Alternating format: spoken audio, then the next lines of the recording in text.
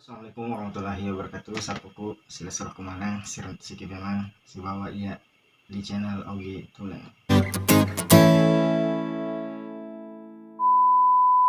Oke, sapuku sirat siki memang yang dimana kita melanjutkan video kita sebelumnya tentang rentetan acara pada saat pernikahan acara adat suku Bugis Makassar. Oke, sudah kita bahas 4, yaitu memanuk-manuk, pepetu ada atau makduta, kemudian empas soboting atau bisa diartikan membersihkan, perawatan, kemudian di situ juga ada yang namanya matang atau mapan undangan, menyebar undangan, kemudian yang keempat mapan relebe atau mapan ditembak atau khatam Quran. Nah, kemudian yang kelima di sini adalah mapaci.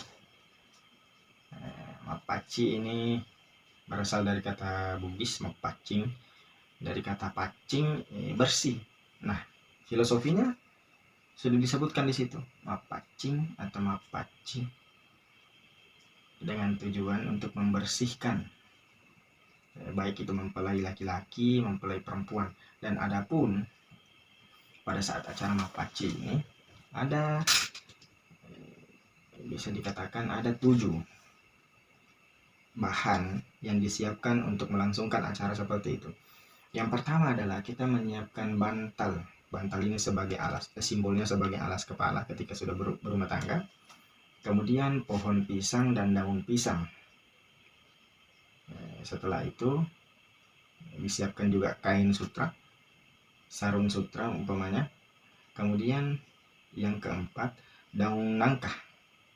Daun nangka di sini daun panasah nasa ya kamana ditiskan daun nangka. Kemudian disiapkan juga lilin sebagai penerang dalam kehidupannya, maknanya seperti itu. Kemudian disiapkan juga beras ini yang nantinya ditaburkan ke calon mempelai, baik itu mempelai laki-laki, mempelai perempuan. Kemudian yang terakhir yang disiapkan adalah daun pacar, daun paci, dimana nanti akan digunakan pada saat prosesi acara mapaci.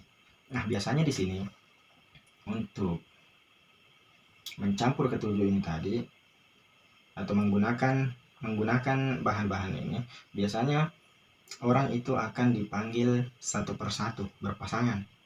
Dipanggil, ada yang ya bisa dikatakan MC atau protokol. Nah, diundang untuk melakukan mapaci ini. Biasanya diletakkan di tangan mempelai, digosokkan daun itu di tangan mempelai. Tapi mapaci ini atau tudampeni ini tidak semua mempelai laki-laki atau mempelai perempuan melakukan hal ini. Ada juga yang tidak melakukan ini, kurang tahu kenapa. Nah, tapi kalau kita lihat sekarang ini di acara tudampeni atau mapaci itu biasa diselingi dengan acara-acara lomba domino, karaoke. Biasa ada hal-hal seperti ini. Untuk kenapa? Untuk meramaikan acara. Biasanya kalau ada acara lomba domino, mapak domeng, itu biasa ada hadiahnya. Nomor 1 umpamanya dispenser, rice cooker, kompor gas, biasa ada seperti itu. Nah, dari acara mapaci ini, kalau kita sentuh, kalau kita lihat dari maknanya, semuanya baik, tidak ada yang tidak baik. Dan makna mapaci itu untuk membersihkan lahir dan batin dari calon mempelai wanita maupun laki-laki. Yang ketujuh, setelah mapaci ini 1 hari sebelum hari H, nah di sini juga akan dilakukan mapin reboting. Cara selanjutnya mapin reboting. Biasanya ini mapin reboting sebelum mempelai laki-laki berangkat, biasa ada prosesi yang namanya mapasarekeng. Nah, agak sia sama mapasarekeng. Apa yang dimaksud dengan mapasarekeng? Yaitu ada beberapa orang tua, perempuan atau laki-laki yang datang mendahului pengantin laki-laki itu ke pengantin perempuan, membawa umpamanya uang panai tadi, karena ada yang menyerahkan terlebih dahulu, ada juga yang tidak, membawa seserahan, seperangkat alat sholat, maharnya semuanya dibawa di sana sebelum mempelai laki-laki berangkat. Setelah itu selesai, berangkatlah mempelai laki-laki maupun rebotin. Biasa ini diantar oleh beberapa mobil umpamanya. Kemudian di mobil terakhir ada yang namanya lawasoji. Di lawasoji itu diisilah beberapa isi, umpamanya kelapa, ayam, nangka, tebu. Nah, semuanya itu memiliki makna atau memiliki filosofi dalam anggapan orang Bugis. Nah, setelah acara ini selesai, makin reboting sampai di rumah mempelai perempuan tidak langsung naik, tidak langsung turun dari mobil, akan tetapi ada yang namanya makduk paboting. Acara makduk paboting ini ada sepasang remaja laki-laki dan remaja perempuan yang berdiri menunggu menjemput mempelai laki-laki. Ada juga satu orang tua laki-laki, orang tua perempuan, bukan orang tua mempelai perempuan, tetapi orang yang sudah tua yang menunggu atau menjemput mempelai laki-laki. Kemudian setelah mempelai laki-laki ini turun dan hendak naik ke rumah mempelai perempuan, ada satu orang yang ditugaskan untuk menaburi beras kepada mempelai laki-laki. Nah, setelah acara makduk paboting, dimulailah acara akad nikah. Akad nikah di sini ya akad nikah. Mungkin kita sudah tahu semua bagaimana itu akad nikah. Ya, kita lanjut. Setelah akad nikah ada yang namanya mappasikarawa. Mappasikarawa di sini bisa diartikan setelah akad nikah pertama kalinya menyentuh mempelai perempuan dengan tangannya. Nah, biasanya di sini sebelum mempelai laki-laki masuk, itu biasanya pintu kamar tertutup. Ada yang menjaganya.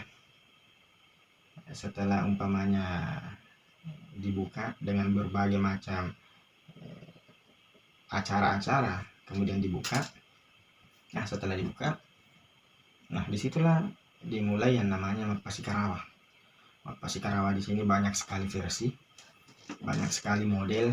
Ada yang seperti ini, ada yang memegang di sini, ada yang begini, pokoknya banyak sekali. Tergantung dari siapa yang menuntun mempelai laki-laki untuk mappasikarawa dengan makna atau dengan tujuan bahwa itu pertama kali dia menyentuh istrinya. Nah, banyak juga yang beranggapan di sini bahwa kelancaran hubungan rumah tangga seorang yang baru saja melangsungkan pernikahan itu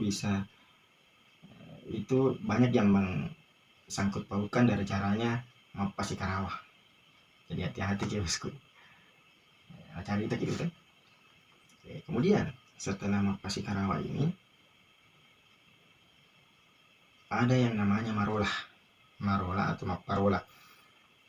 Ketika sudah mappasikarawa, dan Niki Barugai, dia duduk di tempatnya bersanding dengan istrinya. Setelah acara selesai di kediaman mempelai perempuan, itu akan ada yang namanya marola atau mapparola.